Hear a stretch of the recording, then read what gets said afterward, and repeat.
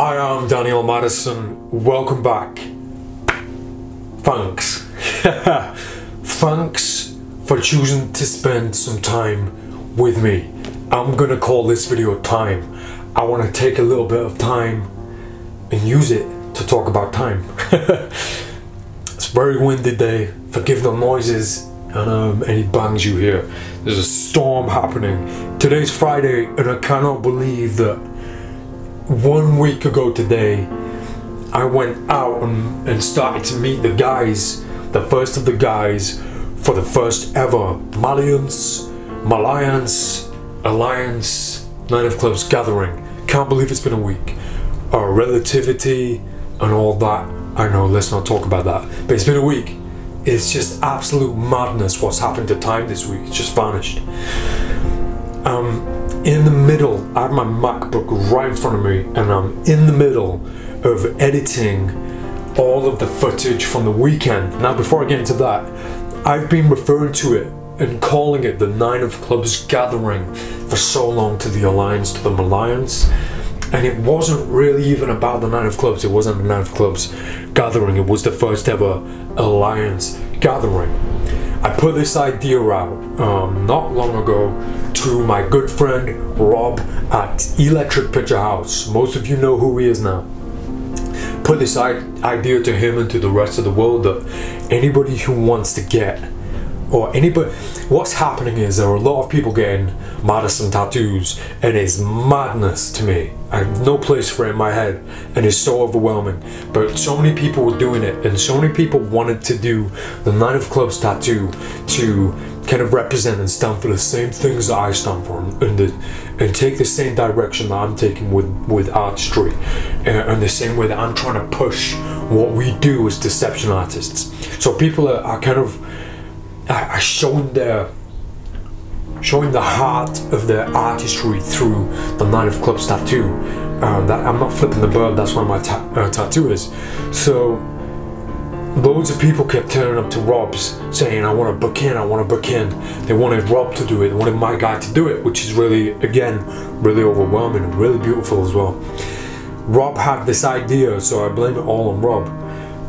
Rob had this idea to create an event where we could do all the tattoos all in one go, so that he wouldn't have to keep trying to maneuver and manipulate his bookings, because Rob is booked for 2 months in advance, so it's very difficult to get booked in with him. So we did it. We did the Night of Clubs day, and the Night of Clubs was the most prominent tattoo that people wanted. So I just ended up calling it the Night of Clubs gathering, when really was the Malliance. Madison.ist. Head to the website to figure out if you don't know what it is already. So we did an event, we did the whole day, and I announced it, and it had to be on a meaningful day. It had to be on a very meaningful day. And of course, just around the corner was the 9th of March, January, February, March, clubs, Night of Clubs. So we did it on the Night of Clubs day, March the 9th, 2019. It's mad that it's already happened, because I don't know, we'll talk about this. So I only offered this event to my people at the Malliance, at the Alliance. I did it last year. I did a meetup. I knew that I wanted to reach people like me and bring people who think on the same wavelength and want the same thing from this art form, from the deceptive practices. I wanted to meet them. So last year, August 26, 2018, I put a calling out and I said, anybody who wants to come and hang with me, turn up. Be in Leeds on the day, and I announced it midday where I was, and everybody came flooding in, and it was an incredible day. The problem with it, not problem, I'm going to stop using the word problem, and maybe I'll talk about that word in this video also. The challenge was anybody could turn up. Anybody, fans. I hate that word, don't like using it. Anybody could turn up, and I wasn't trying to reach just anybody. I was trying to reach people who, like, when I got into this, I asked myself, what would you give for this? What would you do? What would you be willing to give for this art? what would you be willing to do? What would you give? Would you give your time? Yeah. Would you give your skin for a part of your skin for a tattoo? Would you give a tattoo? Yeah. And the answer for me was, I would give my whole life for this, because that's what it takes. I started finding the people who felt that passionate in that way about this movement, the same way that I do. And what I did on August 26th wasn't really the right way to do it, but I hadn't figured it out properly. But in doing that, of the people that turned up, I'd say about 10% of those people became part of my people. Only 10%.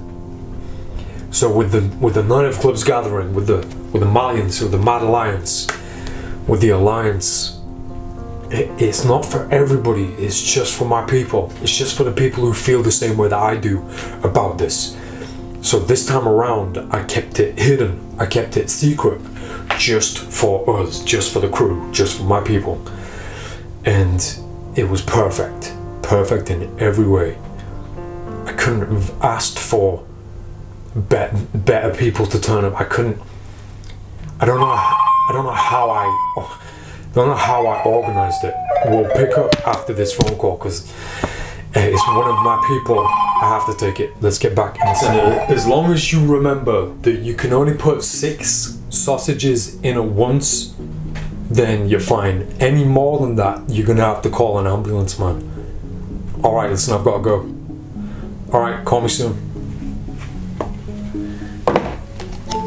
So it wasn't a problem, right? So I don't like the word problem, challenge. So I think I figured out the challenge by doing the Nine of Clubs gathering, but let me try and get back to my point, because I'm gone in all different directions and now I've been distracted by sausages.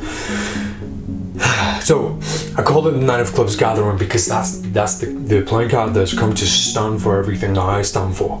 The whole sentiment, right from the beginning, when this playing card saved my life, I'm hoping to use this playing card to save other people's lives too, in the same way that it saved mine. I have a responsibility now which I have to uphold, and I uphold it passionately, and I'm trying to reach as many people as possible who have been in the situation that I was in when I shouldn't be here now, right? So every second that happens after that point is a blessing, is a bonus, is all time that I owe to other people. It's all time that I owe back into the time that I took, and into the time that I thought I would get away with stealing from life itself. It's probably irrelevant, but the idea that you can't waste time without damaging eternity, something like that. That's on my mind, that's all. So the Nine of Clubs gathering, it very much was a Nine of Clubs gathering, but I did along the line think that everybody thought that they had to get a Nine of Clubs tattoo to belong, to be a part of it. They don't, and they don't, you know. It's a mentality, it's what it stands for. You could have this tattoo on your heart, you could have it on your mind, it would have to be on your skin, you know. I didn't want people to feel obliged, but the people who did get the Nine of Clubs tattoo, Rob tattooed over 40 people, right? Over 40 people. Not everybody got just one tattoo. He started with me. He put 5 of spades on my arm for my brother Yasin, and a 10 of clubs tattoo right next to Don't Try It for my brother Nico. So I started the day, and then everybody kind of followed. And I'm going to try not to tell the story too much here, because I want to tell that story when I've got the film made. The time itself has been on my mind, and I'm not seeing it as a problem, I'm seeing it as a challenge. For me, I want to be there for everybody. I want to help. I feel like, so arrogant, kind of a prophet or a saint or some, I don't know what the word is. I feel like it's in me now to be there and to help people and to guide people. It's a natural thing that I never thought I'd have. It's just kind of happened, and I feel the responsibility, so I have to kind of do it. But time is becoming a challenge for me. When we did last weekend, the first gathering, the first collection of us all, I've kept feeling so bad because of all the people that were there. I just felt like I didn't have enough time for each person individually, personally. I felt like I didn't have enough. So trying to forge that time fairly and equally became kind of diplomatic, became very political at one point, and I felt really bad about that. And then so many people were good, and they understood, and they got it. And people like Sobi, we spent some incredible time together, and Sobi did the most beautiful thing by letting other people to me and stepping out of the way, because he saw that and he understood that about me. That was a beautiful thing to do. But then there were some other people who were really upset that I didn't have enough time for them, and I felt just as upset as they did. And I guess the dynamics of a situation like that, whereas although I don't like to think it was all about me, everybody wanted a piece of my time just as much as I wanted to give it. So for the Alliance and for the Malliance, for everybody part of it and everybody part of this, I'll have time for you. I gave my personal phone number out to all of you, and we're all going to get on it. We're all going to, we're all friends. So I've gone from all of a sudden having really one friend, Rob, more than that. I mean, I have friends, but I've gone from having very few friends to all of a sudden having this uncountable number of friends, and I want to be there for you all, but time is becoming a challenge. Now, I usually use the word problem, but I'm not, because it's not a problem, it's a challenge. It's not a problem, it's not a problem. It's a challenge. So forgive me when I'm late back to you. Forgive me if I don't get back to you. I'm here and I'm listening. I'm trying to find a way to make it work. And I'm sure with y'all help, you'll be able to help me out. Let me get my thoughts together, because I'm rambling, I'm talking nonsense, and there are points I wanted to make. So give me a second. I'm almost 40 years old. And I see an old man looking back at me in the mirror. In my mind, I feel you kind of start kind of becoming a person, becoming yourself at a certain age. For a lot of people, you hear a lot of older people saying that they still feel 18 up here. For me, I still feel like 30 years old. It's around about 30, because that's when I don't know what the word is, became. That's when I woke up, but sadly, that's kind of when I suffered the most up here. So my 30s disappeared because of the choice I made, a few memories, and the whole kind of rock and roll lifestyle took over, and I don't remember any of it. Well, I do, but I'm almost 40 years old, and it's come around so quickly. Time disappears. It does. Disappears. And I know that if I live that long, one day I'll wake up and there'll be a really old man looking back, and I'll be like, well, that happened quick. I won't live that long, but you get the idea. You all have a clock. My friend Wayne told me this, that he envisions a clock above everybody's head, digital clock, counting backwards, and each clock's going to come to an end, and they're all got different times on them. It's always ticking. You're always running out of time. We are always running out of time. However old you are, you have to make the decision now so that you don't regret it in 20 years time, 10 years time, 5 years time. I look in the mirror now and see somebody who's about to turn 40, and it baffles me. But I'm so proud of you, man. I'm so proud of you. The struggles, the pain, everything was all worth it. Everything was worth it. And I'm so proud of you when you were young, to have made that decision, to have gone down that path, to have taken those steps, and to have never stepped off of that path, no matter how tough it got. No matter how bad it got. I'm proud of you, because you stayed on that path, You didn't listen to anybody, you listened to yourself. You followed this, and you listened to yourself. And look at you now, stood here, talking to yourself in the mirror, proud of that decision.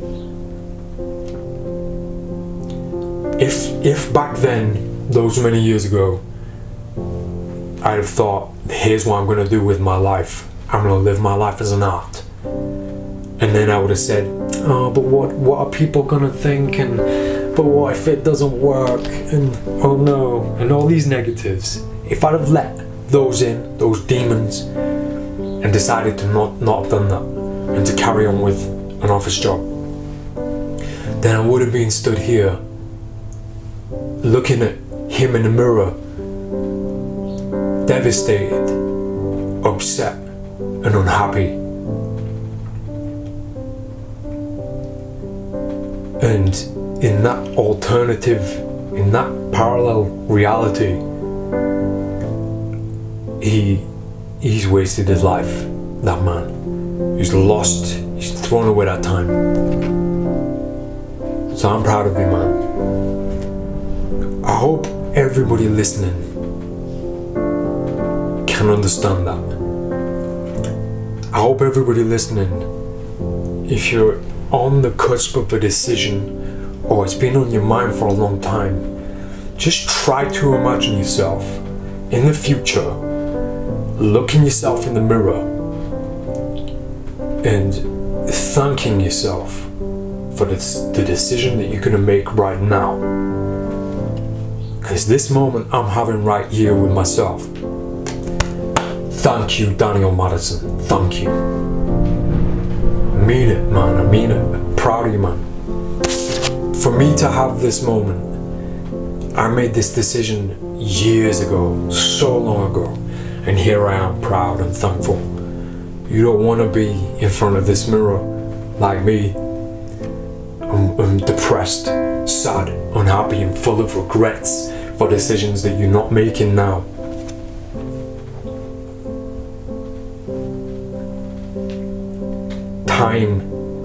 Time is so precious. It's so precious. You've got a choice. You've got a choice of how you live your life, how you use that time. Don't get to that point where you look in the mirror and say, and say, what have I done? How I wasted my life. When I'm on my deathbed, I'm gonna have a huge smile on my face. When my life flashes before my eyes, it's gonna be like watching a film that I'm gonna smile about every decision. You don't wanna get there and be sad. I didn't want to end this video here. So much more I want to talk about. But I'm conscious of time, and your time as well, because you're taking time out to listen to this and to receive this message. My time giving this message, trying to reach that one person, those two people, those three people, that is time that I'm proud of spending to give you this. So thank you so much for listening. Thank you for being here. Don't waste your own time. Do not waste your own time. I am Daniel Madison. Proud of you, man. See you next time.